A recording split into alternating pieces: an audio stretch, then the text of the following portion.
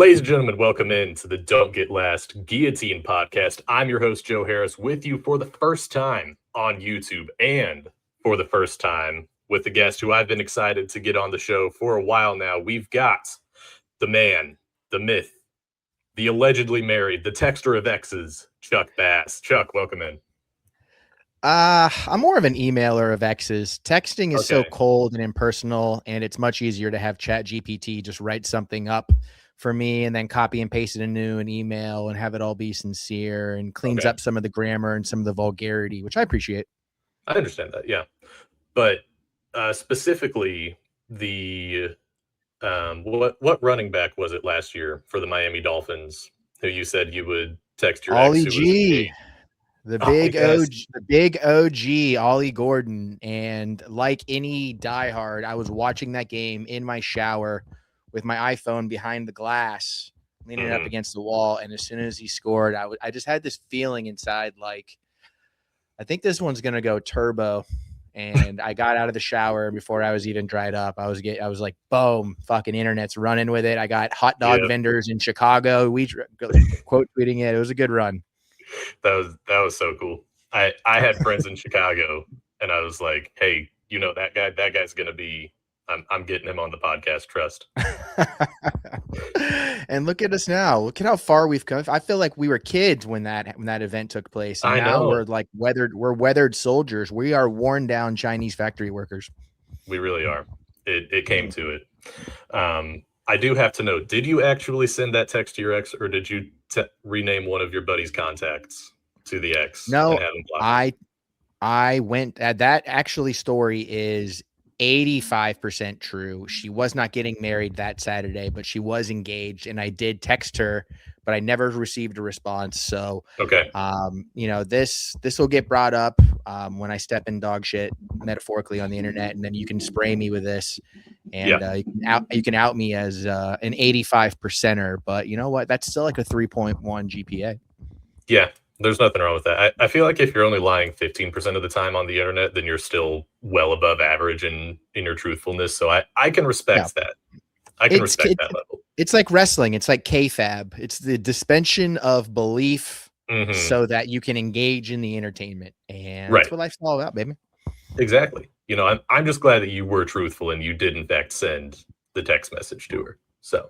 Good on you. I had to, and I wouldn't have done it if my sweet, lovely wife wasn't okay with it. And she loves comedy as much as I do, so she likes to see me squirm. Well, glad to hear that all of that worked out okay and it came out in the wash. We're going to go ahead and get into Season 4, Episode 2. We're talking about the NFC North today. We'll be doing an overview with another creator for each division. We're going to be talking about it in the lens of Guillotine fantasy football, as we always do on this show, because there are too many people talking about dynasty fantasy football, so I needed to find a new niche. We're going to go ahead and get started with none of those teams. I completely forgot, even though 5 minutes ago I said I was going to do this. We're going to talk about Chuck Bass's experience in the Fantasy Gazette Memorial Guillotine League. Chuck, on the left, we'll see I clipped your draft board. On the right, you'll see the 63 points that your team put up, leading to your demise. Let's start with the draft. You had the first overall pick. Do you feel like the first overall pick is the best pick in an 18-man draft?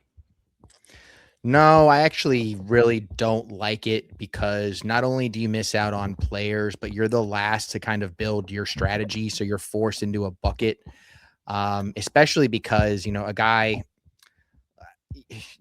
you're so reactive as opposed to being proactive in drafts, and you don't even really get to have any freedom with who you take, right? You're boxed into like 1 to 3 guys typically. And so, if you're drafting at like 4, even, you don't have that issue. If you're drafting at like 7, 9, I always prefer those spots, and I prefer those in redrafts, dynasty drafts as well. Just because I think it gives you more flexibility to build your roster with guys that still have what I think is the same ceiling as those first 3 to 4. But you can combine 2 of those guys as opposed to the one, which killed me in this draft. Yeah, definitely. Because when you're drafting with the first overall pick, if your first overall pick does what Jamar Chase did and drops the 4.6 or a little more than that in PPR. But if he drops the nothing burger on you, it's over. That's really the name of the game in the first 4 weeks of a guillotine league, is if your first round pick, especially if you were an early first round pick, if that guy just, pisses down his leg, you're done. And you have no chance. And Jamar Chase did that 3 times in this last season, and 3 of the 4 of them were in the first 4 weeks. So it wasn't this week. It was coming for me in one of the next 2. It really was. So especially since your second round pick. Yeah, your second round pick, Jaden Daniels, was injured just immediately upon entry to the league. George Kittle was also injured immediately upon your entry to the league. You were kind of, the game was kind of ready to start. Yeah. And also, I don't think I spent, which is my strategy, I don't spend money in the first, I try not to spend any money in the first 4 to 5 weeks if I can, unless I see somebody that I think I can get for like $60. That'll be a good deal. So I tried to ride this out, and I should have pivoted. I mean, that draft, I got just nothing from Mixon, Rodriguez, Dowdle at this point in the season. No, Davis, Dylan Sampson came. I think that I did play him that week. He had a decent first couple of games, and then he got obliterated when Judkins came back. Tanks Bigby was traded. I mean, there was, in retrospect, every single one of these picks, I think, was wrong. Like every one of them. It's almost statistically impossible for that to be the case. To be this wrong. Yeah. So I'm proud of it now. I mean, it's in the moment, I'm sure the picks felt completely fine. I like structurally a lot of what happened with the early quarterback in Jaden Daniels. This is a format that really rewards early quarterback. Pairing up George Kittle with Ricky Pearsall is a good floor saving move, because if George Kittle has a big week, then Ricky Pearsall probably isn't having one. If freaking Pearsall's having a big week, George Kittle probably isn't having one. It was really just every pick after that started to get like those first few injuries, one dud in there, whatever. But Ja'Cory Krosky-Merritt, it wasn't his time yet. Tank Bigsby got shipped out. Dylan Sampson got nuked. Ray Davis and Rico Dowdle, just lots of running backs that, maybe could have been. Yeah.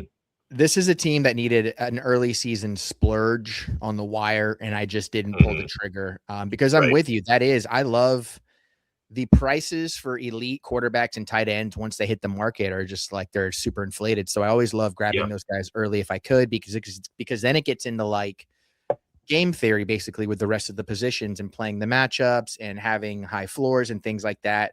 But the amount of positions you have to do that to are minimized and made easier for you. So you have 7 guys for 3 spots as opposed to needing 6 guys for 6 spots, something like that. So it's usually a way to go. And I just got snake bitten with the injuries. If we all had good drafts, then we wouldn't need anyone else's advice. So it was a good run, and we'll catch you next year in this league. Hopefully we'll be seeing you making it a little later. Let's get shout out Bill Krosky-Merritt for scoring this week, by the way, though. I got to give him props for scoring in week 3. He was one of the only guys who put it in. Yeah, that was, I think that was your only skill position touchdown scorer. That's rad. Yeah. That's great. It'll get you. Let's get moving on into the teams. I wanted to start with the Chicago Bears. I think that the Chicago Bears are the most interesting team in this division to talk about, because we see a lot of young, excellent players. We don't know what's going to end up happening with them. They were 9th in points per game last year. They were a bottom 8 defense last year. Those are all things that make someone really excited about the quarterback of a team. Let's get into Caleb Williams. Quarterback 7 right now in Fantasy Pros expert consensus rankings. That's what all of these, if you're watching on YouTube, that's what all of the rankings in the top left is the Fantasy Pros ECR, because I don't trust ADP at this point in the season. Where are we at on Caleb Williams going into this first glance check? It's just you nailed it when you said interesting teams in the season, because the volatility that this offense is going to have from an expectation standpoint from fantasy players to on-field performance to media is just, I mean, it's like a 5-point map. It's really, I can close my eyes and envision it going every which way. And it all hinges on a quarterback that is as talented as anybody in the league, but plays more like Bryce Young, I think, by a combination of design and inconsistency. That's a really weird, it's a really weird mesh of concepts. But I mean, like his statistics play it out, right? He's like 5th in attempts, which I know Ben Johnson doesn't want. 2nd in deep ball attempts, which we all want. Pace of play 18th, play action 3rd. So he's doing a good job of raising the floor, which is not new information to anybody. Right. 2nd and 3rd in danger plays and interceptable passes, which is like who he was coming out. He was going to take shots, but then like the nitty gritty EPA stuff, 19th in EPA, 29th in true passer rating, 34th in true completion percentage. And I'm not going to beat you guys with stats over the head with stats throughout this entire podcast, but it's like for him in particular, it's so flimsy. And I don't know, other than development from Ben Johnson, maybe, I don't know why that would get much better in year 2 of this scheme. I can see that. I don't think it would be a scheme improvement that really raises that floor. But agreed. He doesn't seem like a guy who I want in Guillotine. This is more of a best ball, a redraft league type of guy, because I like what you said about playing like Bryce Young partially by design. Like there are sometimes you will watch an entire drive and it is hard to differentiate between him and Bryce Young. And then you'll watch another drive and it will be like, I am watching 2022 Patrick Mahomes carry Juju Smith-Schuster, wide receiver 1, to a ring and an MVP, because that's the talent that he has. I think he's probably, I have it on the screen in my notes here, probably the most underrated quarterback athlete in the NFL. He's very fast. He's great at avoiding sacks. He sets a good floor for the offense in terms of preventing negative plays.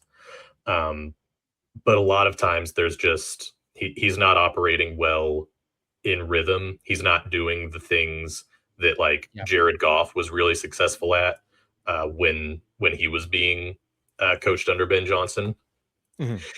And that worries me for his ability to score fantasy points as the QB7 off the board.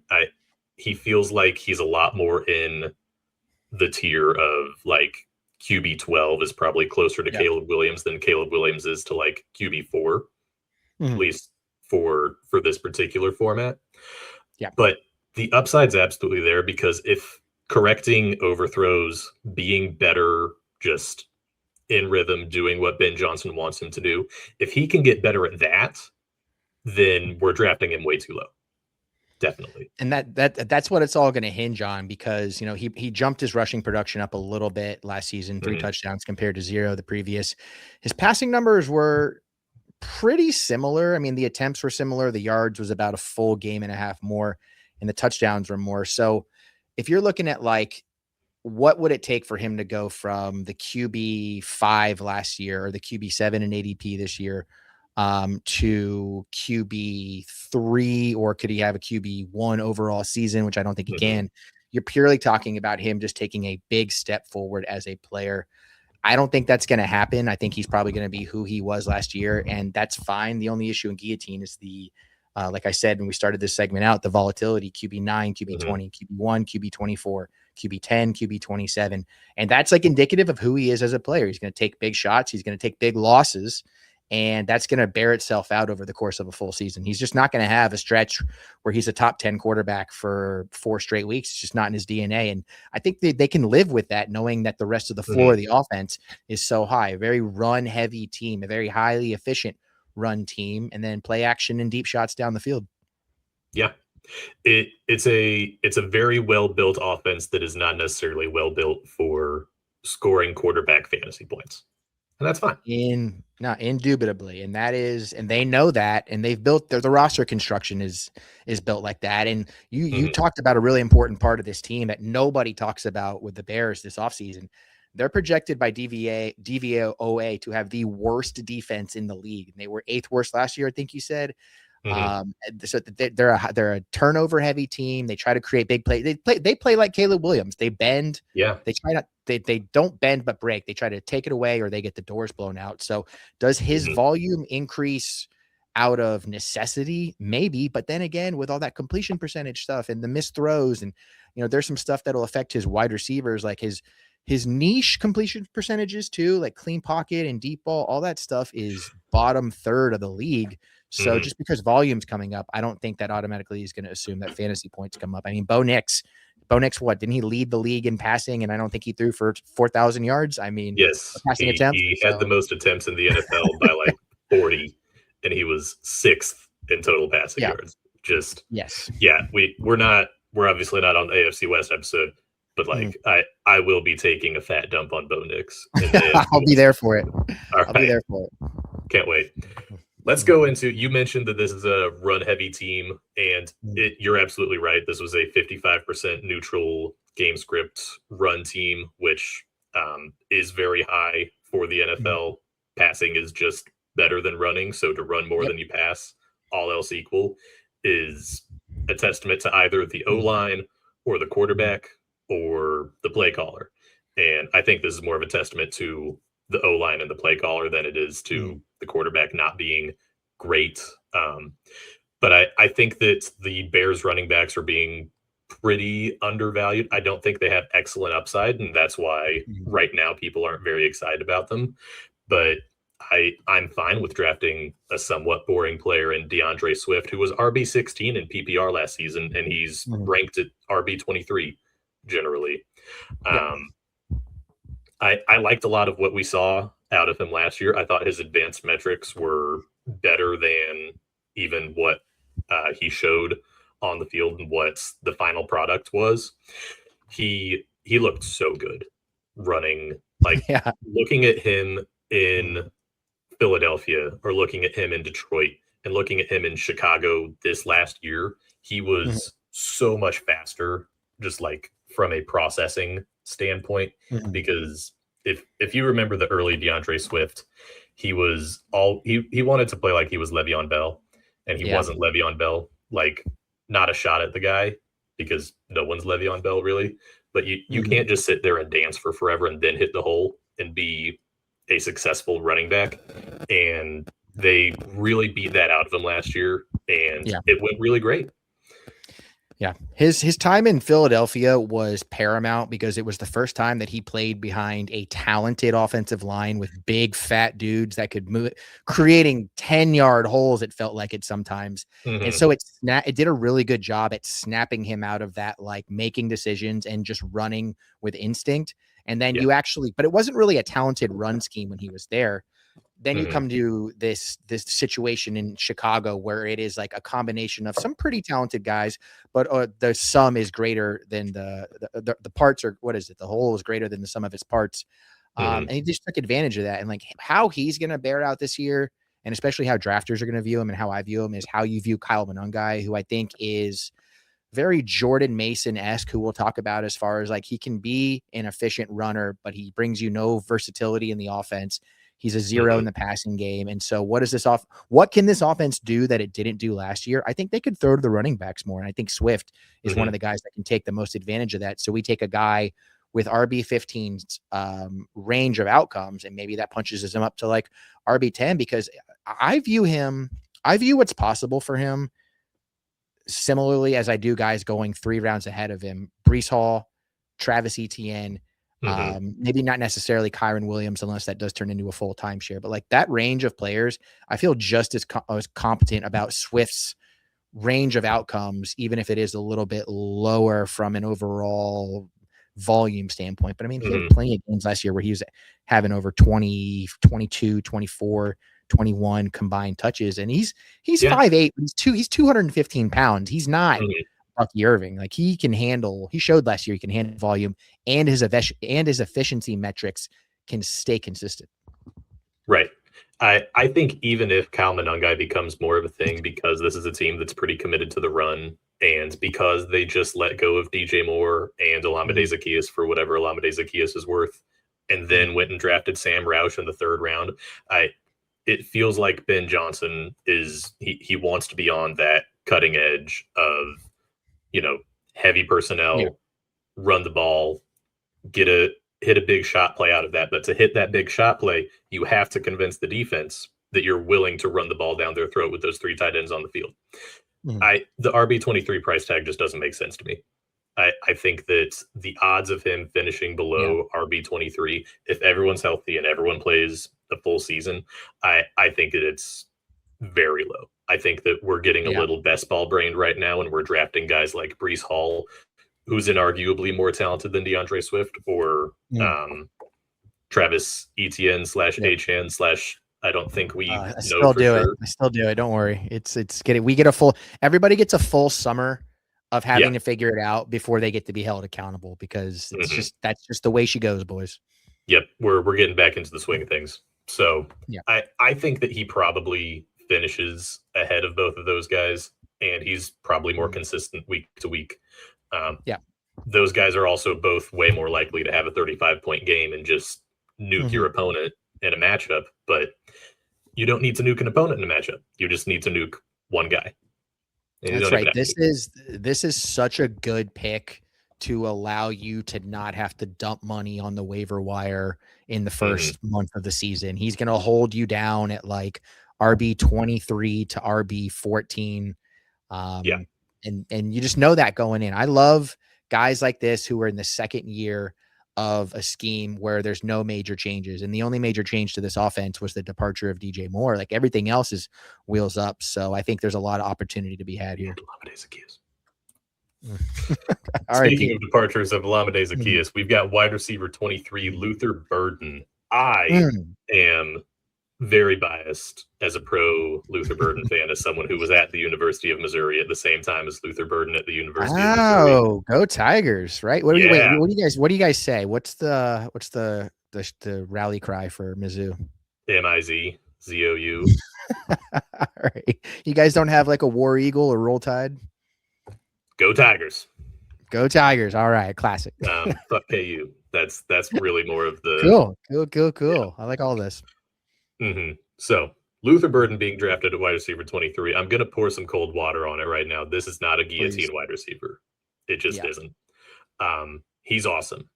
I think there is definitely a world where people talk about the Amon-Ra St. Brown role for Luther Burden, which I don't think exists. I don't think it's going to happen. But at the same time, if he gets it, this is one of the most talented and explosive and slippery wide receivers in the Mhm. NFL. I think that if he got the 10 targets per game that Amon-Ra St. Brown got, he would be a top 3 NFL or a top 3 fantasy Mhm. wide receiver. But Yep.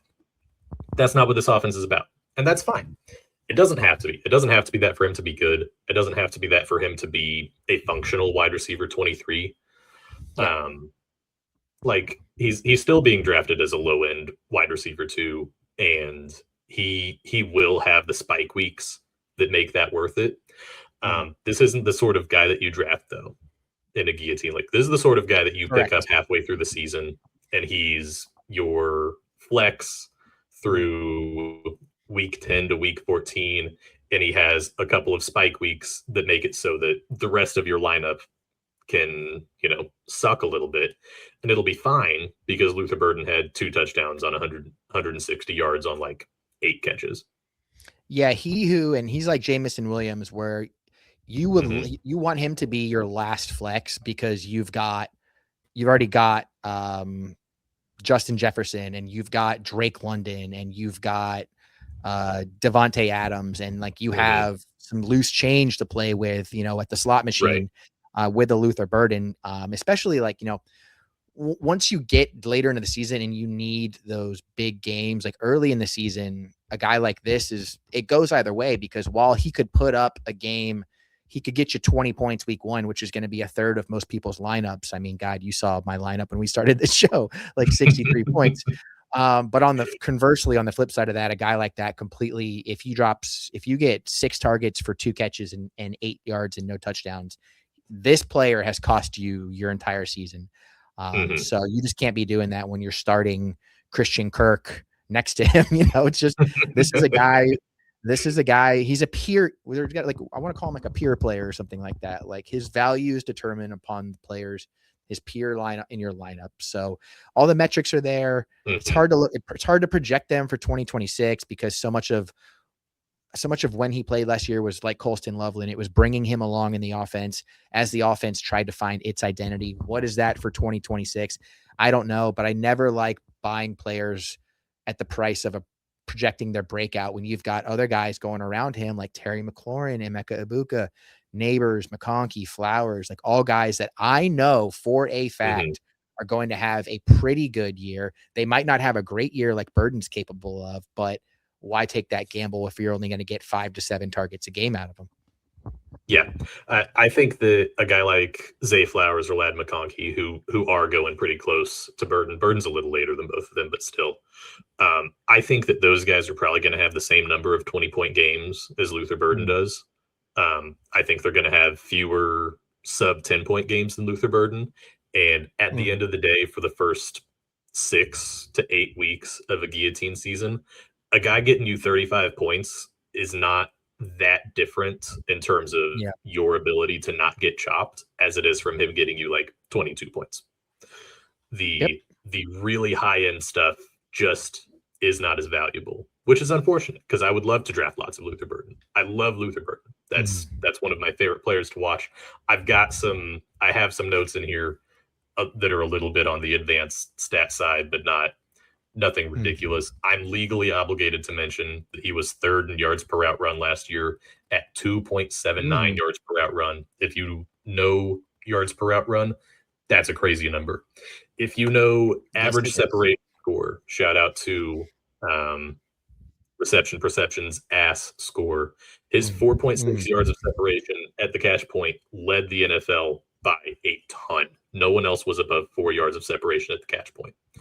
And he's one of the best tackle breakers at the wide receiver position in the NFL. I struggled to find his NFL data this year. You can watch Luther Burden highlights. You'll see him breaking tackles. His last year at Mizzou, which wasn't a good year for the Tigers, unfortunately, he broke 30 tackles on 61 catches, which is unheard of. You do not do that. So, I mean, he can separate, he can break tackles. Those are things that you need a flashy wide receiver to be capable of. Because when Caleb Williams extends the play, he's looking downfield because Caleb Williams isn't a runner when he extends the play. Luther Burden will be open. But that's only going to happen 1 or 2 times a game, probably, assuming everything works the way the Bears want it to. And I trust Ben Johnson to make things work the way he wants it to. Yeah, it's gonna come down to like Swift when we talked about him. Like, can Burden maintain efficiency with more volume, with more routes? His route participation last year, and he was only a rookie. It was 91st in the league. So, Jamison Williams was able to take that leap pretty early, I think, and maintain it because he had a quarterback with not just 8 years of NFL experience, but 8 years of feeding multiple high quality weapons. And I just think, my whole thing is that a player like this being priced post breakout with that explosive deep ball winner, which I completely agree with you, fits the mold of the offense. I see Luther Burden. I'm like, I can get Jamison Williams later. I can get Jalen Waddle later. I can get Christian Watson later. I can get Brian Thomas Jr. later. And there's a little bit of, apples to oranges with some of those archetypes, but just as far as like points, expected points per game and things like that, I'm going to feel pretty decent about. Yeah. And the other thing about those wide receivers that you mentioned for the most part is they don't have a guy like Rome Odunze, who's the next guy we're talking about at wide receiver 29 here, who, when he was healthy, was incredible. That was a top 10 wide receiver before week 9, where we don't know exactly where this foot injury occurred, to my knowledge. He said late October. So that would line up with around the week 9 fall off, but also the week 9 fall off. That was against the Bengals. It's hard to fall off against the Bengals defense last year. Colston Loveland had his breakout game, and I get that, maybe you can argue that's where you want to attack the Bengals last year. They were hilariously bad at covering tight ends. Historically. Yes. They made tight ends against them on average look like Rob Gronkowski in 2013, which is ridiculous to think about. So you could argue that was a part of it for the week 9 fall off, but still before that, he was unbelievably good. He was a top 8 wide receiver in terms of first read target share. He was top 12 in red zone target share. And those are the really valuable targets for fantasy football, catching the ball close to the goal line and being the first guy who gets looked at in a Ben Johnson offense. That can lead to a lot of PPR fantasy points, but he's got really talented dudes around him. Where do you land on him for Guillotine? I go back and forth because this is either going to be like a sacrificial X type season. He's got a quarterback who is he was 44. I mean, where's that stat? He was 31st in the NFL in first read row percentages. And so if this is a scramble drill, I think that's going to benefit Burden and Loveland tremendously more. But if this is like the improvement, we want to see some Caleb, like snap the ball, get into your drop and get it out. Rome is like the ideal X for that situation. He's such an underrated athlete, and it's only because he plays on an offense with other freak athletes. Like, he's big, he's strong, he wins at the point of attack. I mean, the foot injury could be something, but I think he's in that range where it's like, I don't feel like I'm not getting any discount. He's another guy that I feel like is going to have a high floor, but probably a lower ceiling. And then you can, work the wire and build around that. You still need floor guys. Actually, you need a lot of floor guys in this format. My concern is that is the play style that Caleb is going to continue to go down? Is that going to turn Burden and Colston into like that Kelsey, Tyreek, or like that Debo, Kittle, and then this ends up being boom bust without really the boom? That's a fear and a concern I have. But if he's somebody who's slipping, I'm going to grab. I like grabbing good players on good offenses, and then let the scheme work itself out. So the last thing I'll say on Odunze possibly being a more consistent role than Burden this year is, again, the Bears drafted Sam Roush in the 3rd round. People didn't like the Sam Roush pick, but lots of people didn't like tight end picks that were made this year. That's a signal, I think, that the Bears want to do a lot of what they saw the Rams doing, what they got jealous of, and what they tried to do towards the end of the year. And we're pretty successful at for the most part. But when they were running those 1 wide receiver, 3 tight end sets, DJ Moore was the guy who was on the field for them. He was their 1 wide receiver. And if I think Rome Odunze profiles more to be the 1 wide receiver in those sets than Luther Burden does. If he's the 1 wide receiver on the field, it is way easier for him to earn a target than it was last year when he was, 1 of 3 wide receivers on the field. And that's been measured and borne out in data for a while now, that fewer wide receivers on the field makes it easier for those wide receivers to get the target. So if he's healthy, he can do everything well. And he's the only receiver on the roster. He might be the only pass catcher on the roster that I know is capable of that. And it's just going to come down to, like, if you're Ben Johnson and your quarterback's not taking the leap that you want him to, like, what are you going to do? You're going to start spamming him layups and force him to eat his vegetables. And that's Rome Odunze over the middle. That's Rome Odunze outside the numbers. That is what is going to bridge the gap there. And I think that's the most likely scenario. But is Ben Johnson going for likely, or is he outthinking all of us? I want to see. Right. I think we'll know a lot more about Rome Odunze after 1 week of football than we will relative to a lot of other players at his position. And then finally on the Bears, tight end 3 right now, Colston Loveland, 10th overall pick in the draft a couple of years ago. He was awesome. Down the stretch in the last 10 weeks of the season, he averaged 14 PPR points a game. He was the tight end 2 behind only, obviously, Trey McBride. And I mentioned earlier that, the Bears drafted a 3rd tight end. They probably want to have 3 tight ends on the field. And he was unbelievable when the Bears had 3 tight ends on the field in 2025 at 4.6 yards per route run, catching over half of the receiving yards in those situations. If that's where the NFL is going, Colston Loveland is the type of guy that you want on your team.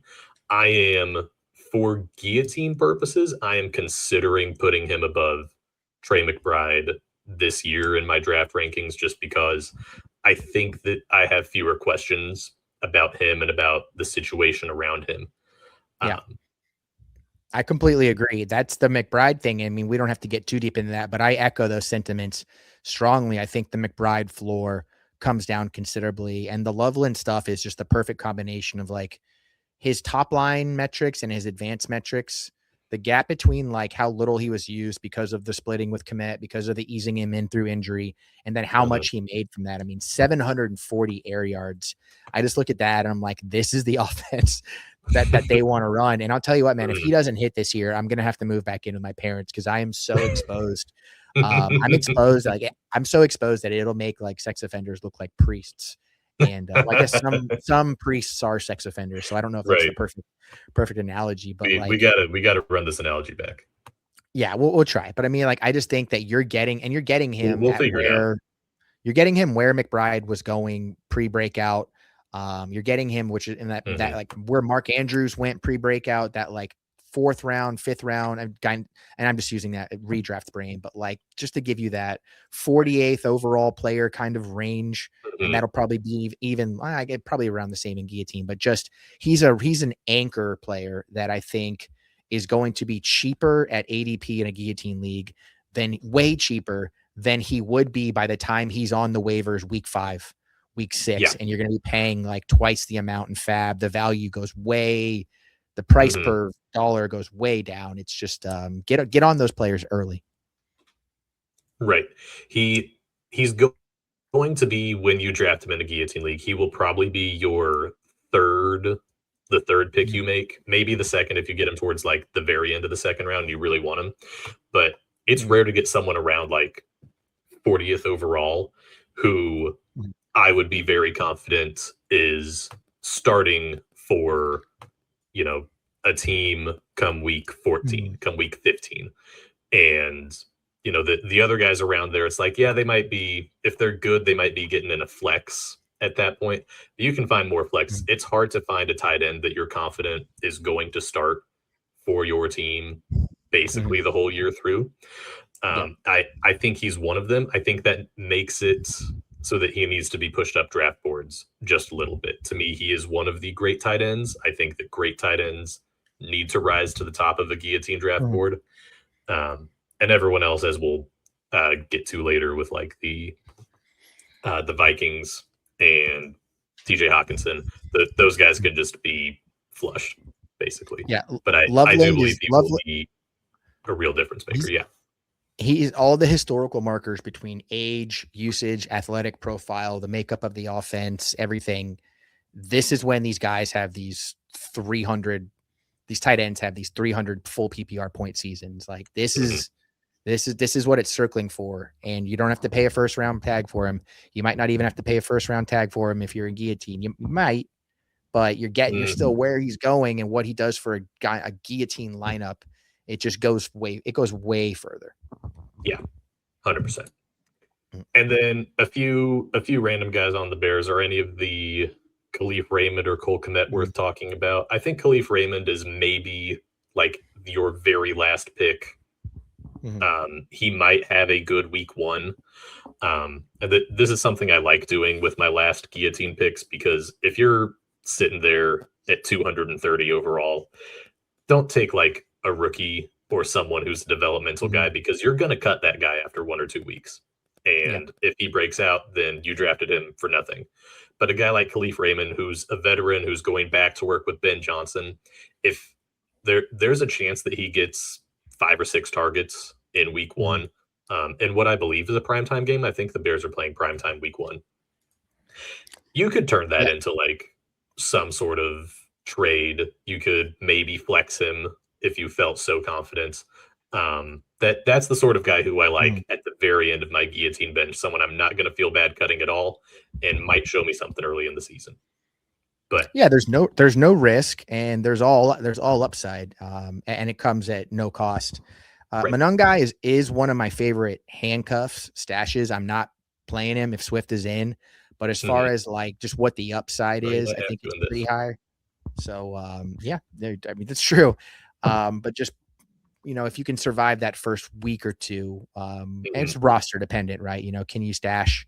Can you make it through those first couple weeks and then slide him down the pecking order a little bit? But I love him as an upside stash. Right. I mean, the unfortunate part about him being an upside stash is he's going as RB34 right now, and at least 36 running backs will start week 1 of the Guillotine League. So he's one of those guys who you're to start and then clinch, basically. Yeah, but the good thing is that everybody's doing that. The good news is that everybody's doing that with early on. True. So you're going to be that'll bear itself out in one way or another, whether it's somebody's doing that with a receiver or their tight end or maybe even their quarterback. Don't never do that with your quarterback. Please never do that with your quarterback.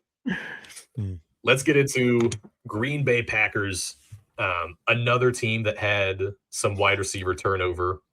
Let's start with Jordan Love, who's going at QB 18. I think this is exactly where he needs to be. He is a, discount Jared Goff, basically.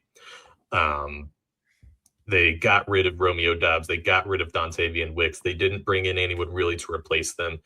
I think that's a lot better for the other options here than it is for Jordan Love. He doesn't run a ton. He feels very matchup dependent rather than someone who you're drafting and feeling confident in. So as we get closer to the season, as we start to get a better feel for what defenses are going to be good and that sort of thing, that's when you can consider taking Jordan Love for a guillotine. But for right now, he's just a very one of the other 8 guys towards the end of this range. Him and Sam Darnold are kind of just interchangeable for me right now. What do you think? Yeah, he's just not – he's talented enough to throw the ball 40 times a game and put up like Joe Burrow numbers, but that's just not how Matt LaFleur wants to win games. And I think if you spiked Ben Johnson's drink, I think that he would tell you that this is how he wants Caleb to play. Only Caleb has rushing ability, and I think he's more creative as an overall game breaker than Love is. But Love, man, he is. They never lose the games because of him. He does exactly what Matt LaFleur asks him to do, and he does it super consistently. And sometimes that's throwing the ball 40 times. Sometimes it's throwing the ball 25 times. And the thing is, they haven't really had because of their wide receiver rotation, they've had to. It's been so scheme dependent as opposed to just F it, he's down there somewhere. And they started to have that with Tucker Kraft, where they could just throw the ball to Tucker Kraft and he's going to rip off a big play. And then when he went down, they just lost an element of that consistent yak threat. And then Watson stepped up, but it's just, they want to run the ball a lot. They want to minimize the amount of mistakes that he makes, which he's not a big mistake maker, but he's not afraid to go for the kill shot, which I love. But in a format like this, I would feel good if my quarterback went down and I threw him in knowing that his floor could be 202 touchdowns as opposed to just a nothing burger like you're going to get with you'll get with a Sam Darnold or you get with some of these other guys. But they just don't ask him to do enough for me to count on him. I think the only way I would be really interested in him is if we saw this guy, Josh Jacobs, at RB16 not play football for a chunk of the year because there's legal issues, which I'm sure everyone who's listening at this point now is familiar with. Personally, I don't think that that's going to matter for this season. It sounds like the official law enforcement process is still ongoing. And we saw this with Rashee Rice. We saw this with Alvin Kamara in years past. The NFL tends to let all of that settle before they dish out the suspension. But right now, people are acting partially as if he's going to get suspended. RB16 is way too low for the clear only running back on a run-first team. He was RB5 last year in the first 10 weeks of the season. He then suffered a knee injury and was terrible. He was unplayable after that. But if he's healthy, and if he's not suspended, which he probably won't be, this is stealing. Yeah, and I'm with like nothing's going to happen this season. And if they even tried to, the PA would fight it so dramatically because the precedent has been set. Like unless it's an Mhm. open and shut case and it happened within a Right. certain window, it's just not going to affect your upcoming year. It's not. And this is also like the Josh Jacobs cycle. Like anytime there's a season like he just had, everyone's looking for a reason to fade him, and it doesn't make any sense when you look at all the pros versus all the cons. I mean, this is a guy who's he's at the tail end of his prime, sure, but he's still in Mhm. his prime. He's on an Yeah. offense. He's on an offense that wants to run through him, and because of their quarterback in the scheme, they're in high value situations. Often, it's not much of a.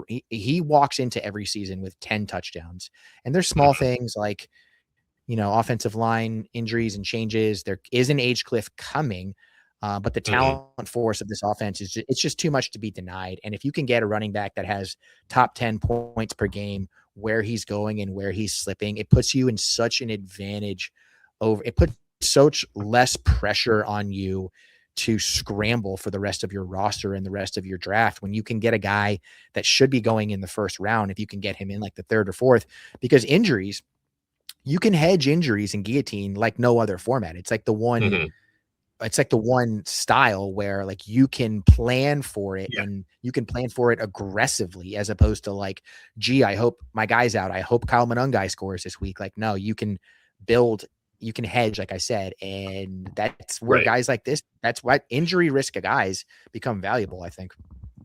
Yeah, 100%. I say it all the time that like injury risk discounts should just always be bought in Guillotine because unless the guy like if the guy gets injured in the first quarter of a game, don't get me wrong, that's awful, and that'll really bite you. But you Mhm. don't care that much about the 5 games that he misses after that. You have a lot of flexibility. You have a lot of ability to pivot, and you don't need to score a crazy amount of points. Like a running back off the waiver wire that gets you 10 PPR points. If you have to start Chris Brooks in his place, you don't feel great about it, but it's fine. Like Chris Yeah. Brooks, if he's getting all of the work, he's probably not going to be the reason that you get the axe. It's probably going to be because other guys who you were counting on to do better things for you didn't do the better things, and you didn't have the Josh Jacobs cushion. But Yep. I think that both the suspension and the injury risk are more of things to worry about if you're like playing dynasty, and we're not. We're playing for like we draft these teams for basically the first 6 weeks of the season, and I Yeah. think he's going to have a good first 6 weeks. He's also dating Ash Cash, so shout out to my man. Oh, okay, cool. Yeah. Uh, Wide receiver 28, Christian Watson, who is he's always been a polarizing player just since his Mhm. rookie season of incredible highs, hamstrings peeling off of the bone. Mhm. Um, I think this is a perfectly reasonable spot for him to be drafted. You mentioned him earlier a little bit when we were talking about Luther Burden, but Mhm. I think the consolidation of targets on this team does benefit Christian Watson a ton. Yep. Again, Romeo Dobbs, Dontavian Wicks gone. Bo Melton is playing at corner now. Shout out Bo Melton. Um, and Ryan Heath, in an article from a month or so ago, he found a stat that I just loved. Christian Watson averages 17 and a half points per game across his 13 career games with above a 75% route share. I don't Mhm. think it's ridiculous to say he's going to have a 75% route share on the season. This is not a team that can Mhm. really afford to put him on the bench. Um, when they were playing in 2 or fewer wide receiver sets last year, it was mostly Romeo Dobbs, don't get me wrong. But again, Romeo Dobbs is gone. Christian Watson had the second most snaps out of guys in 2 or fewer wide receiver sets, and he just blew Matthew Golden and Jaden Reed out of the water in that regard. So I think he is very clearly their best wide receiver. And when he has been treated like the best wide receiver on this team, he's been awesome. I think the most telling part about what the sharps think about Christian Watson's 2026. So we have the FFPC rankings over at Player Profiler right now for our all-in Okay. package. And these are the guys that are going. This is the ADP for your $350 leagues, your $500 leagues, your 1,000, Mhm. 2,000. They've got Christian Watson as wide receiver 21 ahead of Burden, Ibuka, Neighbors, Moore, McMillan, Evans, Waddle, JMO, down all the way down the line. Of that tier, they have him at the very top. And I think that's very indicative of like, just like Josh Jacobs, right? And it's funny the Packers have both of these guys. If these guys are healthy, they are the fulcrum of the offense. And you're not going to get Tucker Kraft to potentially start the season on the PUP list. Jaden Reed is not in his route. His snap share is not going to be, it's never going to be what we want it to be. And a lot of this, Christian Watson, I don't think he's going to be impacted by the development of Matthew Golden. You already mentioned it. The most important thing is the reshuffling of this positional group and consolidating targets. And I think he's in for a big year as long as he can stay on the field. Yeah. And if he starts the year with a solid 6 weeks and then tears something, which obviously I hope doesn't happen, but like if that happens, he's still probably a really good draft pick. He still got you for the first month or so. And then if he's no longer on your team, then like, there was always going to be a point where Christian Watson wasn't on your team. Now it just comes a little bit earlier than you would have liked it. But I like targeting Christian Watson. That was a really good, him being at wide receiver 21 and FFPC stuff. I like that. You usually just don't see guys that are going to be featured like he is on an offense that's capable of featuring guys actually going where he's going. So just very excited about what he could be. Yeah. I really like how consolidated the Packers offense is at the top 3 positions, and then the guys below them are just nothing. So speaking of the guys below them, they're just nothing. Jaden Reed, he's going at wide receiver 48, which I think is kind of high, and I think that's probably going to come down. Matthew Golden's probably going to do cool things in camp, and he's going to make the jump over Jaden Reed. The thing I like most about Jaden Reed is he had at least 3 catches in every regular season game he played last year. And if you want a super low end floor option as your second flex coming out of a draft, this guy can be that. I think that he's probably going to make it on the field and catch enough balls to make it so that he doesn't kill you. That's not the sort of flex that I like to draft towards the end of the draft, but there's a situation for him for sure. And he's you know what you're going to get from him. I don't think there's a lot that needs to be said about Jaden Reed. He's not going to play in anything other than 3 wide receiver sets though. Yeah, I think the upside case for him is that like it's really the health of the rest of the offense, right? Like what if something happens to Watson? What if Kraft takes longer to come along? What if Josh Jacobs does hit an age cliff? And this isn't really a team coming into the season with a lot of momentum. Like they kind of were really flashy in 2023, stumbled a little bit in 2024.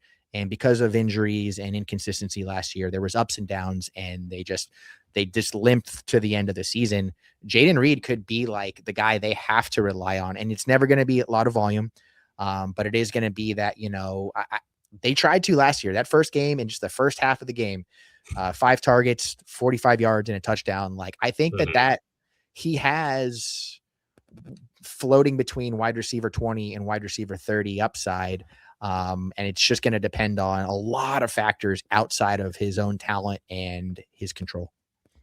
I think that by the time we realize that, let's say that he is a wide receiver 20 through 30 this year, by the time we realize that, your roster will be good to the point where you no longer need Jaden Reed to be wide receiver 20 through 30. He's going to be probably, but by the time you're confident starting him, you're going to be starting like Josh Downs and I'm blanking on another dude in this range, frankly. But you're going to be starting Michael Pittman. Yeah, like Josh Downs and Michael Pittman in your bottom 2 flexes. You're not going to need this guy. Yeah, and they don't need him like they used to. They've built their roster in a way to maximize his efficiency but minimize his volume. Keep him healthy. And then everyone's favorite tight end, Tucker Kraft, going at tight end 5. Obligatory to mention, he led tight ends with 2.3 yards per route run last season. He was the tight end 2 overall before his week 9 ACL tear. He had 6 touchdowns in 9 games. Nice. Chuck, what you got for me? This is my ideal guy right here. This guy is my kind of guy. And I've said I've said the phrase, if Kraft isn't fully healthy or starts when he is on the field and ready to go, this is an elite tight end. And the elite players in the NFL, the elite, when they hit the field, they are back to where they were when we last saw them. So once he's rocking and rolling, if you can he's really the only guy in this range I'm targeting, because I think he's the only guy that can finish top 3. He was 14.7 points per game last year pre-injury, and that even goes up a little bit if you take out the game he got dinged up in. So if you value a guy that I think you do not have to worry about this position for the rest of the season if you get Tucker Kraft back on the field rocking and rolling. And those are the kind of values in a league like this that you can't even really put a price tag on. Definitely. My biggest concern is I don't know how he's going to start the year. And if he starts the year on the pup, or if he doesn't play in the preseason and he missed chunks of training camp and he's just now taken off the yellow no contact jersey going into week 1, then I'm probably going to be out on him, just because even though he's an elite player, if you're not getting hit and feeling the contact, it's going to take a little bit to get up to speed. And obviously if he's on the pup list, no matter where he is in the rankings, wherever you're drafting for a Guillotine league, just let someone else take him. It's incredible. It's incredibly rare that someone drafts a guy who's on the pup and then feels good about the pick. I've seen it happen so many times. You end up either getting cut early or you end up overspending at the waiver wire. Just don't draft dudes with red letters next to their name. Yeah, because if you're taking a flyer there, and guys, you're taking him over not just at his position, but at that running back, wide receiver. If you take a blue chipper like him off the board, it shrinks it maximizes the impact of the other players and shrinks your pick. So you just can't really afford, if we do get that news, you just can't really, there's no reason to risk it when it's not like redraft. It's not like best ball. It's not like dynasty. You will still have a shot at getting another elite tight end on your team. It's not like you just have to, ride it out for the rest of the year. Right. Totally. Random Packers players. I don't think we have to talk about Marshawn Lloyd. I don't think we have to talk about Luke Musgrave, who may lose his job to Josh Wiley, depending on if you believe the camp reports out of Green Bay, which I don't yet, but also it doesn't matter either way. Matthew Golden going at wide receiver 54. He's going to climb higher, I'm reasonably certain. He feels very similar to, I have it in the notes, he feels similar to Xavier Worthy. He feels like a discount Jameson Williams, a heavily discount Luther Burden.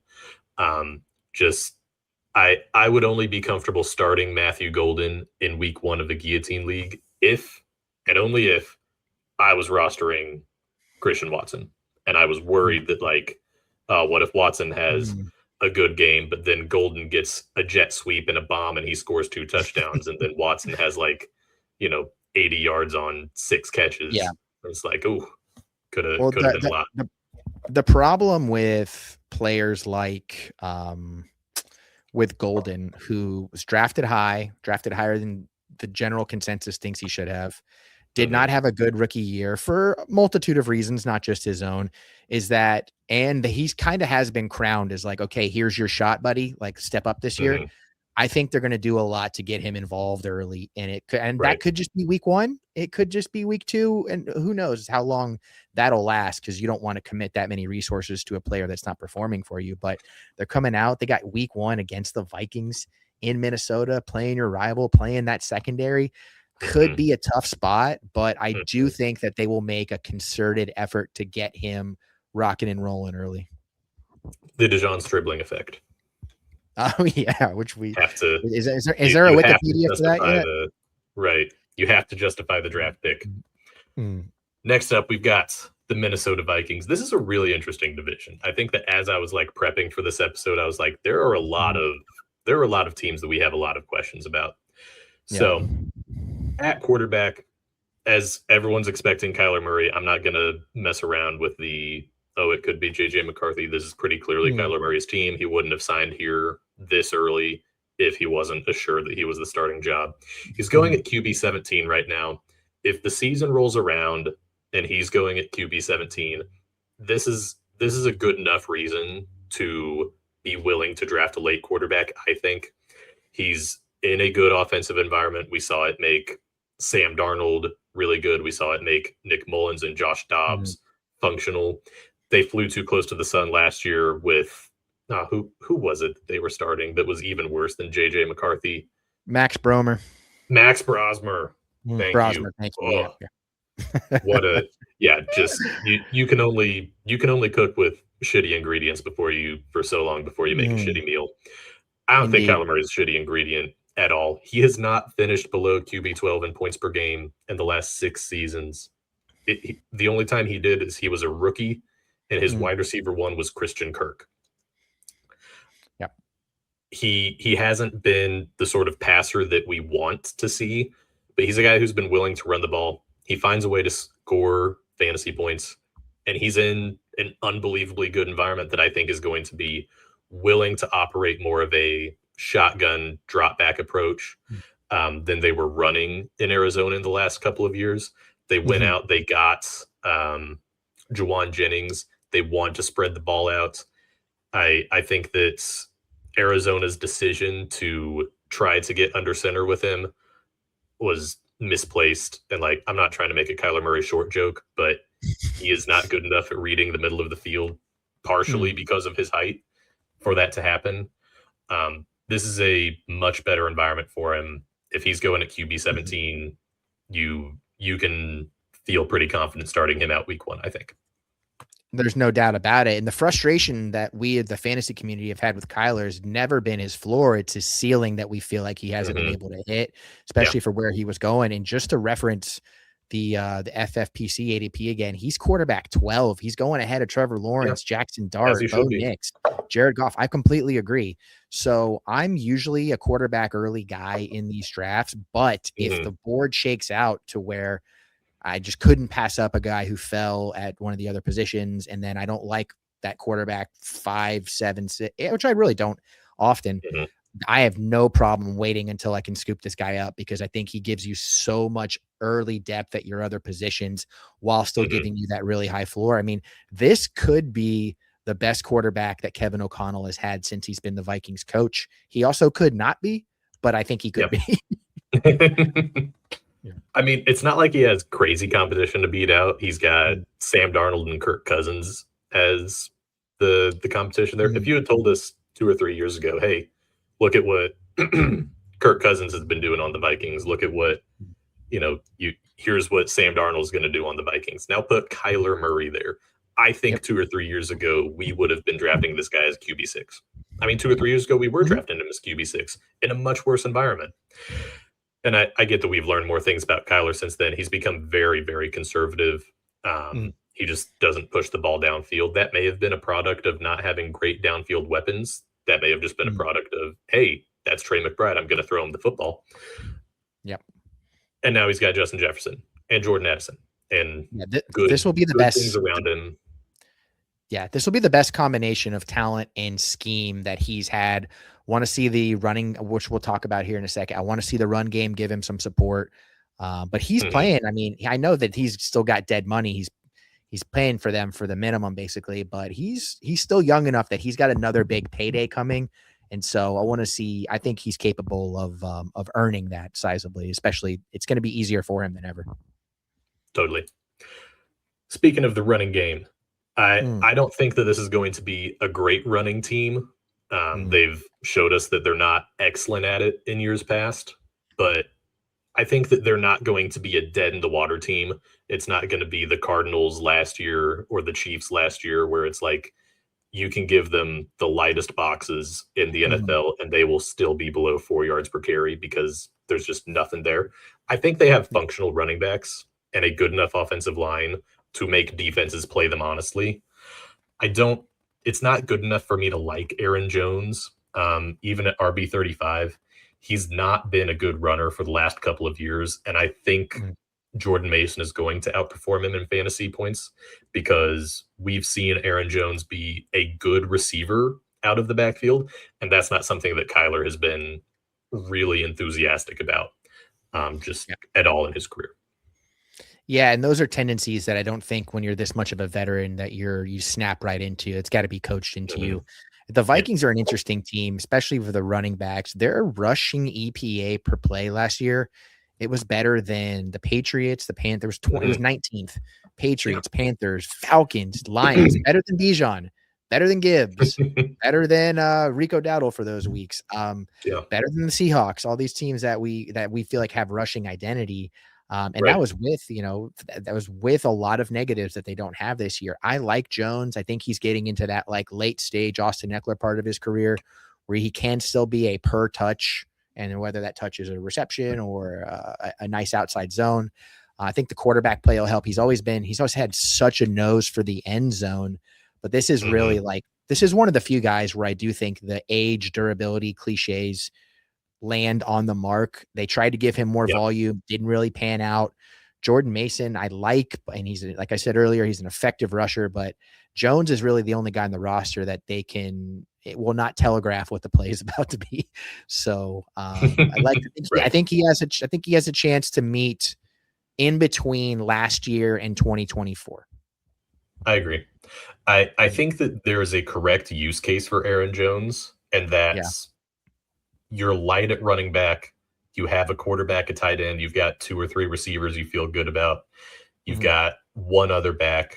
You're picking at one of the ends of the draft, and you double tap Jones and Jordan Mason. And one of them's your RB2, the other one's your flex. And you're just pretty confident that between the two of them, there's 18 points every week, 16 to 18 points, no questions asked. And it doesn't matter which one of them happens to be the guy that, gets the touchdown or gets the catches. They will combine for something fine. And one of them's going to have a bad week, and you're just okay with that because it's more about the sum of the parts. Yeah, I was really surprised to see them recommit to Jones like they did, because I thought Mason in standalone games was pretty good for them. Yeah. And I thought he was auditioning for that starting role for this year, next year, but maybe they just feel that Jones, does bring that versatility. Jones he's going pretty late in the FFPC drafts. He's going in that like Rashad White, Dylan Sampson range, and he's actually almost neck and neck with Jordan Mason. So the big money thinks that what happens when you merge 1A and 1B? Is it just like Siamese twins type situation going on here? I'm not even sure that there is one guy over the other. No, not at all. And it's going to be really fun for like other analysts throughout the year being like, okay, it's Aaron Jones week, or it's Jordan Mason week this week. And there will be some times where it's telegraphed like, these guys are really bad against first and second down runs, then that's going to be a Jordan Mason week. But like if you're drafting Aaron Jones, you're probably you're looking to draft Jordan Mason immediately after him. Let's talk about more exciting players. The play with Jordan Mason, before we get away from that, is you start Jordan Mason on international food holidays, and you sit him during a celebration of women's holidays. So I looked into the games he had. He was dominant in games in days of the week that had an international food holiday. He was dreadful if there was any holiday on that Sunday celebrating women. So just keep an eye out for your calendars, set your dates, make sure you're checking them in the morning. I remember seeing something about that in the fantasy points data suite too. Wide receiver 6 off the board is Justin Jefferson. It's probably the lowest he's been drafted in the last 3 years. It's probably the lowest he's going to be drafted for the next 3 years. It's just a question of how much do you care about how bad he was last year, to no fault of his own. Yeah. I don't think either of us think that Justin Jefferson's not a good wide receiver, but he was wide receiver 28 in fantasy points per game. It is hard to be a bigger bust for fantasy football than Jefferson was, because it's not like he was good for like half of the year and then got injured and you could sit him. He was just always like, okay, I guess it's time to bench Justin Jefferson this week. Can I stomach doing that? And the answer was probably no. And that probably got you chopped if you were a Justin Jefferson team.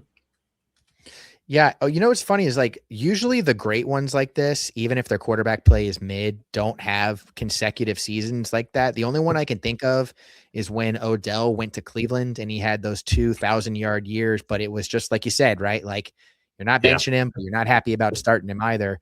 And I guess I'm drafting him as much as I can because I do think the floor is higher and the ceiling is as high as it was in those previous years, while acknowledging that Kyler Murray has been known to miss time, is in a new scheme. There are ehs about this that do make you hesitate a little bit, but I'm typically going to take the discount on a player who probably won't go this low again for the rest of his career. Mm-hmm. I think by the time we see him going super low, he's going to be, 32 in a Patriots uniform or something to that effect. I noted that in expected fantasy points per game, which is a stat that fantasy points data does, he was wide receiver 14 still. He was 6th in target share. He was 7th in first read target share. Volume really is important in fantasy football more so than talents. That's why you see, guys like James Robinson in years past who just were not good football players, but you give them the ball enough, they're going to produce things. Yeah. Justin Jefferson is a good football player. And the problem was the targets were just bad.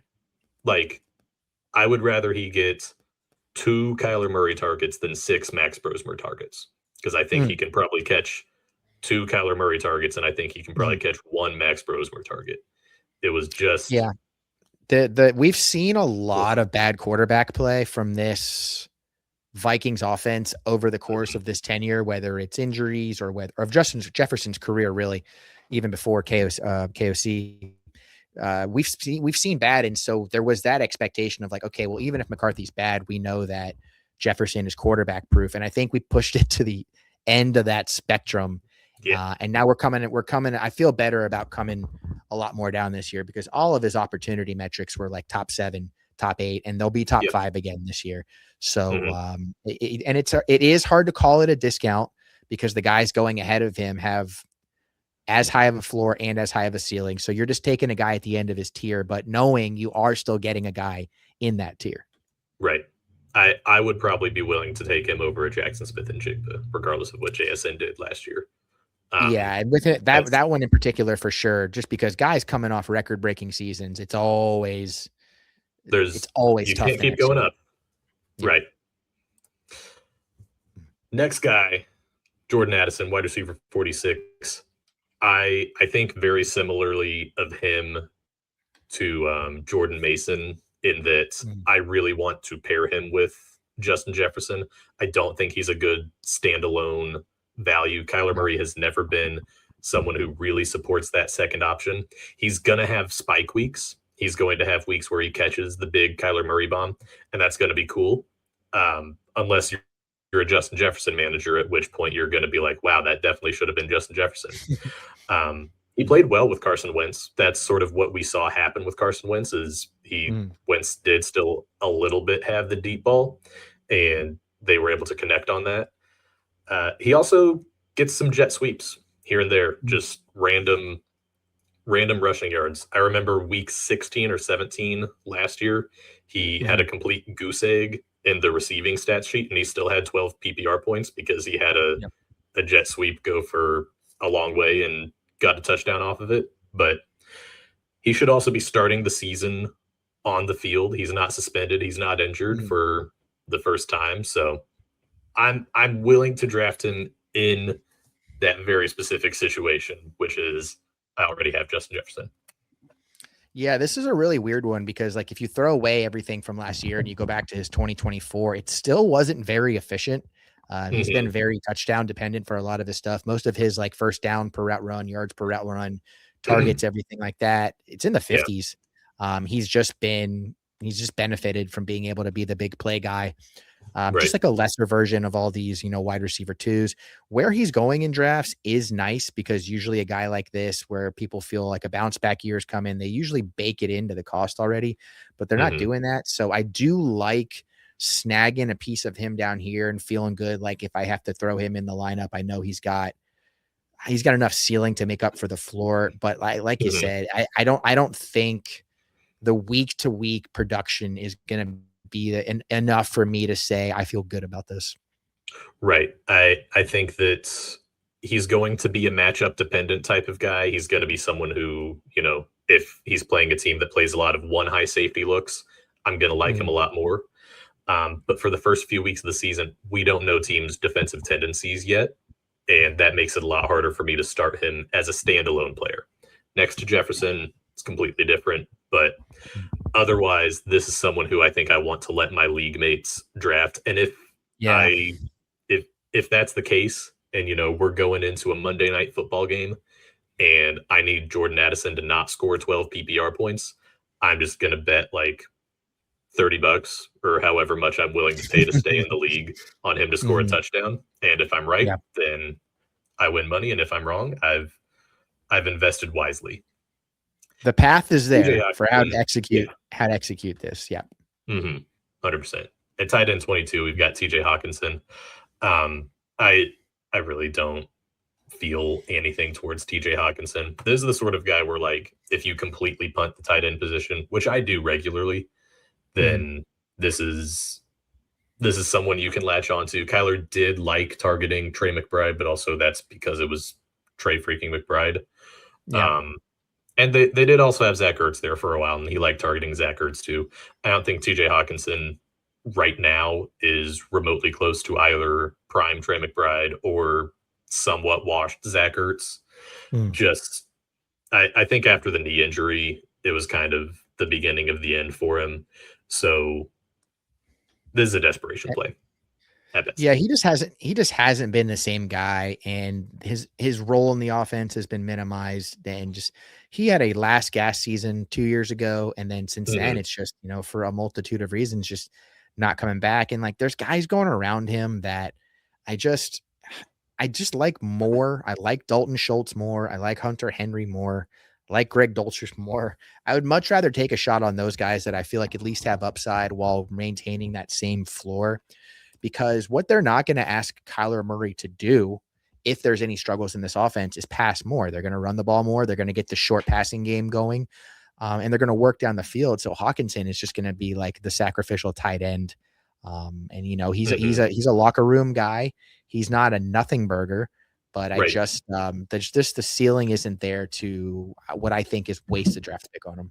I'll I'll make a prophecy for Mm, about 3 or 4 months from now. 3 or 4 months from now, okay. he's gonna have a game where he catches 7 passes for 70 yards, and he maybe Mm, gets a touchdown, and he headlines everyone's waiver wire edition, mhm. articles He's back. and the He's back. podcast.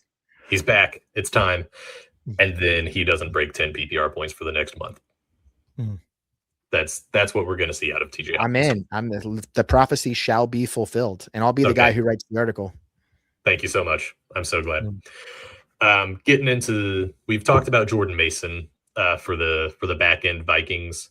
mm, I, I think we know the right use case on Jordan Mason.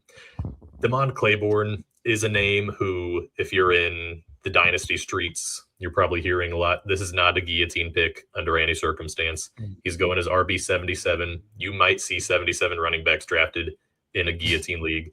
This should not be one of them. The mhm. use case for him is Jordan Mason or Aaron Jones get injured, and then he slowly works his way in. By the time he has worked his way in, your roster is too good to start him. It's a waste of a pick. Don't make it. I am willing to talk about Jawan Jennings, though. I think he could Sure. matter. I think that he's good at getting open in the short area. And because we don't think Hawkinson is very good at that anymore, then Jawan Jennings very well could matter, especially in PPR leagues. Yeah, there's a reason he got paid what he paid, and there's going to be a level of all around ability that he brings. I mean, he's good at everything. He's not great at any one thing. And I mean, if they're able to get up there again in 11 personnel sets, I mean, they were 10th last year. They usually range in that top 7 to 5 even. I think that he's going to be an easy guy to benefit from coverages, to benefit from personnel tendencies all around. And that'll bear itself out over the course of the season, and you'll be able to take advantage of that at the right time. He's the sort of guy where, like, when I'm doing my start sit episodes throughout the year, he's going to probably make a couple of appearances. He's also, if one of Jefferson or Addison, or maybe even Hawkinson, honestly, if one of those three guys gets injured and misses time, he's going to probably matter in PPR leagues, regardless of who they're playing against. I think the biggest thing for me is he's a very big boost to Kyler. I think it's a signal that they don't want to mess around with 2 to 3 tight ends the way that the rest of the NFL sort of wants to. And they want to keep things spread out. I don't think it's necessarily good for Justin Jefferson. I would like to see him in more 1 or 2 wide receiver sets, but we can't always get what we want. So Jennings, I think he could have he could do like a Kendrick Bourne impersonation, I think, for stretches of the year. Yeah. Very. Oh boy. Love me some Kendrick Bourne last year, honestly. All right. The Detroit Lions, our last team of the episode. The Detroit Lions were 9-8 last year. They scored 28.3 points per game. And Jared Goff is going at QB 16. We're talking about a guy who just churns out 4,000-yard seasons like it's nothing. He is a volume king, and the problem is he just does not run the ball. I think over the last 2 years, he has fewer than 200 rushing yards. Yeah, he's a hilarious one because he is matchup dependent, but you can circle right now this day as we sit here in June and tell you which of the matchups you want to play him and which ones you don't. Because you've got it right there on the slide. He has been the most consistent high floor quarterback since COVID, basically. He's got a full complement of weapons. The offensive line should be better. I'll be interested to see the play calling dynamic because, I mean, I don't even really know what Drew Petzing does, and especially how this team took off when Dan Campbell took over last year. So that'll be a wrinkle, but Goff's a veteran. He's been through a lot of these before. He's more involved than he was before, and, making adjustments at the line and going into the game. So I think that it's just strange to me that he does continue to go so late. Like, is it his ceiling that people are missing, or is it his lack of rush? And maybe it's his lack of rushing. I don't know. It's just year after year, this guy is going what I think is 5 or 6 spots later than he always should. Sometimes 10. I think it's partially just like he's not flashy, nor is he a runner, nor is he conventionally attractive, which I do actually think matters a little bit for people being willing to click the button. He's just a boring guy a little bit. We got good values on Kirk Cousins back in the day because it was like, oh yeah, it's Kirk Cousins. He's not going to break out and be like a top 5 quarterback unless he has an incredible outlier passing touchdown season, which with Jahmyr Gibbs here, I don't think anyone expects. And so I think that's sort of what gets baked in to put him down at QB 16. He has a solid start to the year. I know he plays the Saints week 1. I don't remember what the rest of his year at the beginning looks like, but he's a guy who, if you miss out on the early quarterbacks and someone grabs Kyler, then I'm pretty inclined to just take him, assuming I don't have other Lions on my team, because you don't mess with stacks in this format for obvious reasons. But if you're taking just naked Jared Goff and the rest of your lineup's good, I think it's pretty rare that he's going to get you like an 8-point stinker or something like that, unless he's playing against Minnesota outdoors. No, he's that range is so tricky from like quarterback 18 to like quarterback 9. There's so much parity that I'm just okay. If I didn't get one of those big guys, give me one of these little guys that I know can play big. Yeah, definitely. I don't want to end up with Jared Goff on my team. I want to have drafted one of the better quarterbacks. But at the end of the day, if you end up with Jared Goff, I think it's way better to end up with Jared Goff than it is to end up with like a Bo Nix or someone who we have questions about, a Tyler Shuck, that sort of guy. Yeah, and Jahmyr Goff Gibbs. Goff for those listening has a pretty damn good first 5 weeks, and then you hit the bye week 6. So you could tailor that, and you could tail that into like ride Goff and then up until the bye, and then just try and grab somebody else if there's an elite guy on waivers or something. I'd be pretty happy with that for sure. Jahmyr Gibbs coming in. I think he's actually he ping pongs back and forth between RB1 and RB2. I have him at RB2 just because of the lack of consistency relative to Robinson last year. Bijan Robinson last year did not drop below 10 PPR points per game, except for once, which was early in the season. But this isn't the Bijan episode. This is the Jahmyr Gibbs episode. I'm not here to bash on Jahmyr Gibbs for obvious reasons. He's awesome. But I think we have to have questions about how he works in this offense. Even with David Montgomery gone, I don't know if an increase of rushing volume is going to account for what's probably going to be a decrease in pass game work, because he started catching a ton of passes once Laporta got injured last year. And that was where he really, really took off, was games when he had like 8 receptions, 9 receptions. And I don't see that in the cards early in the season. You let off this note about Gibbs here with something that is like incredibly important.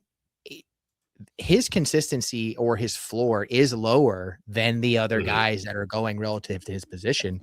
Yeah. He's an anchor He's an anchor player. Don't get me wrong, but he had 4 games last year with a RB 25 or worse finish. And all of them, he had horrific yards per carry, which is only really indicative of the offensive line play. Bijan only had 2 of those. CMC had 1 of those. Jonathan Taylor only had 2 of those. This is just, he's a guy that can be taken out of games more easily or more often. And I say often, even though it's only 4 times, than his peers. And if that's the case, and you're not getting twice those as much. Yeah, you're not getting those 18, 20, 21 points per game, what have you, especially if he's not catching passes, game plan, whatever. The other guys just they're a more consistent presence, and they're equal two-way threats. So maybe he can put up 50 more times than someone else, but this is not really the format for that. Yeah, if you ask, what running back do you think will score 50 points this year, everyone's putting Jahmyr Gibbs at the top of their list. But the 50-point game is functionally no different from a 30-point game in this format. And so, Bijan Robinson, and I'm really debating putting Christian McCaffrey over Gibbs, just because, when's the last time McCaffrey caught fewer than 5 passes in a game? It's pretty rare. And the offensive line has improved in Detroit. I think that's the big hope, is that is real and consistent improvement, and his ability to, not average 2 or 3 yards per carry in certain games. Yeah. Kind of that goes away. But it's not what I want. If I have the second overall pick, it's not being used on Jahmyr Gibbs. Yeah, just he'll be available at some point. All right. I think in one of the leagues that I made it pretty far in last year, I think he was available like 3 or 4 different times for whatever the reason may be. So you can have your cake and eat it too with this pick. Totally. Let's get to the polar opposite of Jahmyr Gibbs, wide receiver 4, Amon-Ra St. Brown. For the last 3 years, I have been saying this is the perfect guillotine wide receiver. He is always targeted. He is always catching the passes. He had a lot of touchdowns last year, which was really nice, and it really spiked him up. But he's been a top 3 wide receiver in 3 straight seasons, and just the week-to-week consistency is really hard to beat outside of the, Jamar Chase, Puka Nacua type of players. And you're drafting him after them. Yeah, he is the only guy in these FFPC drafts that once the big three go, he's the only other receiver that's going in the first round. You don't get anybody else until Jefferson and Lamb kind of coming Mhm. around that 1-2 turn. And I mean, it's for those reasons. And I don't even have a lot of notes for him because it's just like the most dependable player in the most dependable position in the league, really, which is this Right. role that he has for Detroit. So you know, and there's not really a lot of those. There's not really a lot of these players in any of the rounds that you can say you can feel so safe about. We haven't had a lot of these. These guys come around every few years, and he's definitely this generation's version of that. Yeah. Nothing more that really really Yeah. needs to be said. I'll probably bump him up to a wide receiver 3 when I end up getting everything ranked Mm-hmm. out. Let's talk about wide receiver 26, Jameson Williams, recent home buyer. I'm also a recent home buyer, so I feel Oh, very congratulations. connected. Thank you Kindred so much. spirits. Yes, feel very connected to Jameson Williams. He's going at wide receiver 26 right now. This guy was a top 10 wide receiver last season. He Mm-hmm. was the 10th, and that was in total points and not points per game. So it's a little bit fudging the numbers here, but like Yeah. that's still really good for a guy that you're drafting at wide receiver 26. He is this generation's Gabe Davis. I say this generation. Gabe Davis was still happening in like 2023, but he had 6 games below 8 PPR points, and he had 6 Mm-hmm. games above 18 PPR points. Just I think I had that exact same stat when I was talking about Gabe Davis 2 or 3 years ago. Um, he's probably going too early in drafts right now if you don't have Amon-Ra or Mm-hmm. if you don't plan on drafting Laporta. But as a guy who's probably going to be your 5th best player, he can bail you out of a tough spot. And I do value that, even though he can absolutely have the dud weeks, but once you get into outside of the top 20-ish wide receivers, all of these guys can have dud weeks. And so it's a question of, is this guy capable of being explosive enough to make up for that? And I think so. Yeah. I think he's also going to go later than wide receiver 26. Yeah, I think so as well, because people will be afraid of the bust. But I really try to like look. I it's not that I ignore it, but all the time with Laporta and prior to John Morton being fired, I just discount it in comparison to what I think is going to be this second banana in this offense. Maybe not even second banana, because I actually feel pretty confidently about him being that. But Mm-hmm. how big is that second banana's slice of the pie compared to previous years? There's not a Right. lot of good flags. There's not a lot of green flags about Laporta coming back, like post back and all this stuff. I knew Drew Petzing is coming over. He's got plenty of experience with 2 to 3 guys trying to, all, sing for their supper. But just like Luther Burden, only for cheaper, I just feel so good about him. If you're not depending on his floor, you're depending on his ceiling. And that's just going to come down to roster construction, but I wouldn't be afraid of Mm-hmm. him. This is not a guy I'm drafting if I took quarterback and tight end early, though. Right. No, definitely not. If I've committed to, getting a much later quarterback, a Kyler Murray, a Trevor Lawrence, someone like that, and all of the tight ends that I loved are already gone, and this guy's a flex, yeah, totally fine with this guy being a flex and just rolling out like a Juwan Johnson or something. Sure.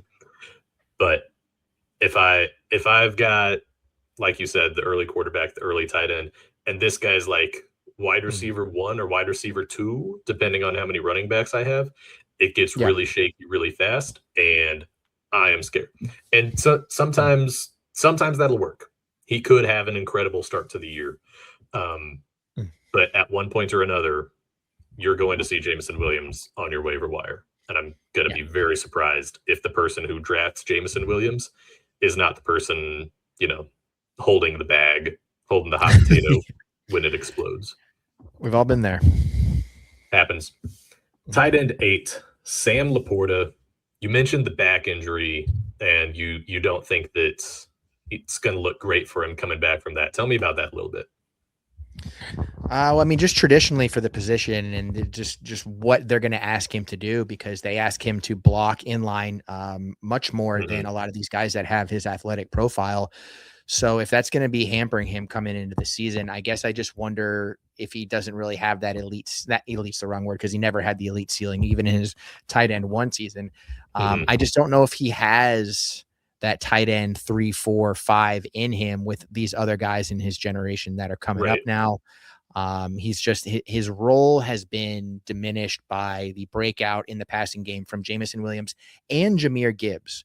So we have to factor in that if Gibbs is getting 7 targets in some of these games and Jameson's getting 5 to 7 as well, this is the only guy that that really suffers. I think that we're going to know, he's one of the guys we're going to know a lot about after 1 or 2 weeks, what this offensive structure is, how much he plays into it. The existence of Drew Petzig does give me a little bit of confidence that maybe he does get back to those targets.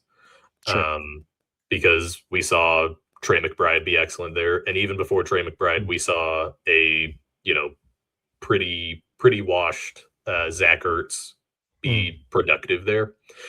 I think at the tight end 8 price tag, it's reasonable, but I think we also talk ourselves into that too much every year. We keep saying at the end of every season, like, oh man, every tight end that we drafted in the mid rounds was kind of just a waste of a pick. And then every year when drafts roll around, we go, oh man, Sam Laporta, tight end 8, Travis Kelce, tight end 7. What do we have to lose? And the answer is the guys going around him, just 1 or 2 of them are going to be much better than Sam Laporta. There's no question about it. And it's, do you think you can identify who those guys are? This would be my prime candidate for this guy is on the field. Well, he's going to be ready for week 1, but this is the guy who doesn't look like himself for the first month of the season until eventually he gets used to getting back in the flow of things. And because, the number one thing with this back injury, and he's not participating in full speed team drills right now, is that it's all about the contact that you take when you're on the field and the physicalness of it. You can play through it, but it's just about becoming used to it. And he's just not going to be used to it week 1. So I just get, and you made a great point. Like that is the tight end dead zone, tight end 5 through tight end 10 typically. So I would just feel better about going early or going later. Yeah. He's been very productive when Detroit has used multiple tight end sets. And if we start seeing news that they're going to start getting into that, then I'll feel a little bit better about him. I think that everyone on this team, we haven't mentioned this yet, but I do think everyone on this team benefits from lack of David Montgomery, because that was still a guy who's, he had 20 receptions every year at least that he was in Detroit. And those are absolutely not going to Isaiah Pacheco. That's just not going to happen. So a slight bump is going to go to someone. But while you were talking there, I looked into exactly what skill position players are going after Sam Laporta. Every single Jags wide receiver is going after Sam Laporta. There's a couple other people who I was interested in. Josh Downs is going after Sam Laporta. Patrick Mahomes is going after Sam Laporta. It's going to be a no for me, dog. How does that happen? Like, I like the idea of Sam Laporta. I think he could have a good season, but like many tight ends in the tight end dead zone, the opportunity cost is way too high. You can get, like, if Patrick Mahomes was an MVP this year, I don't think anyone would be blown away. I think one of those Jags wide receivers is going to be way better pick than Sam Laporta. Josh Downs, I think, is a way better pick than Sam Laporta. So until relative to other position players, he goes down, I don't think that he can be worth a pick. No. And then a few guys that need to be talked about for the Lions. I mentioned Isaiah Pacheco. I'm not buying the hype of the David Montgomery role or even a David Montgomery role light. I'm not going to sugarcoat it. This is one of the worst backup running backs in the NFL. I don't think it's particularly close. You're not wrong about that. The problem here is that Dan Campbell, he will get at some point like a Craig Reynolds-esque half. Now that's not something you would ever count on. It's just going to piss me off if I own anyone else on this team and that happens. So just be aware that it is coming. You can't plan for it. You can't prep for it, but Yeah, I don't think they'll be afraid to go sacrifice whatever he's got left in there for 2.9 yards. Definitely not. No. And for what it's worth, I think that his Craig Reynolds half will be very short lived the second that he, runs into one of his offensive linemen and fumbles. Or if anyone's watching, for those of you who are watching on YouTube, runs backwards in a third down situation. That's the that's the only notes I have on Isaiah Pacheco, is a still of him running It's the only towards notes anybody should have. the wrong end zone, which is one of the funniest things to happen on a football field since the existence of Antonio Brown. At wide receiver 74, Isaac Tesla, I think is worth drafting and stashing as a guy who, maybe he has a big role, maybe he has a high route participation. You're going to know after week 1 whether or not you can cut him. And that's what I like for these guys in the later rounds. Don't mess around drafting like the Dijon Striblings of the world here. Get someone who you do not feel bad at all about dropping if they don't show you something immediately. There's no qualms with that. Yep. Not at all.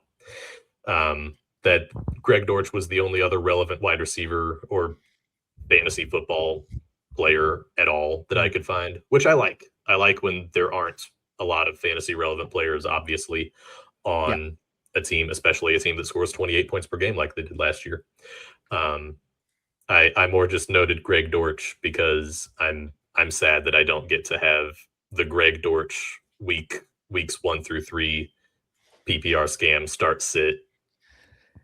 Yeah, it's a shame that he's on a team with 3 to 4 capable guys way ahead of him on the depth chart, and not playing for like Miami.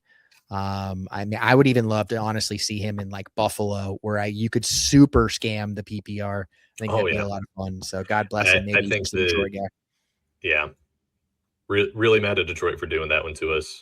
He would have been a lot of fun in a lot of different places. If he was on the Niners to start the year, if he was on the Ravens to start the year, there could be some cool things. Maybe Greg Dortch trade candidate. Who knows? Let's get the articles written now. Please. Yep. I'll get in at NFL Rumors DMs on Twitter. And that's all we've got, folks. Ladies and gentlemen, thank you so much for coming in. For hopefully watching the first ever YouTube upload for the Don't Get Last podcast. Chuck, where can people find your work? I am over at Player Profiler doing risers and fallers once a week. I am never not on Twitter, so if you need me, you know where to go. Chuck F. Bass. And we'll be getting after it this season long. Looking forward to it. Thanks for having me on, man. This was a great time. Thanks so much for coming on. Appreciate it. And you know what? Before I get you out of here, you were the first person to join the Fantasy Gazette Memorial Guillotine League. So thank you for being the first person to join so that I could get into people's DMs and be like, hey, I've got Fantasy Gazette. I've got Chuck Bass in the league. You wanna hop in? I've always wanted to be hoarded out for a good cause, so I'm happy. I hoard you out to 16 men in about 2 days. So thank you very much for your participation in that. It's okay. That's not even the record. All right, cool. Well, thank you all so much for watching. Maybe one day we'll get to see Chuck set a new record. We'll catch you guys next time. Thank you. Cheers.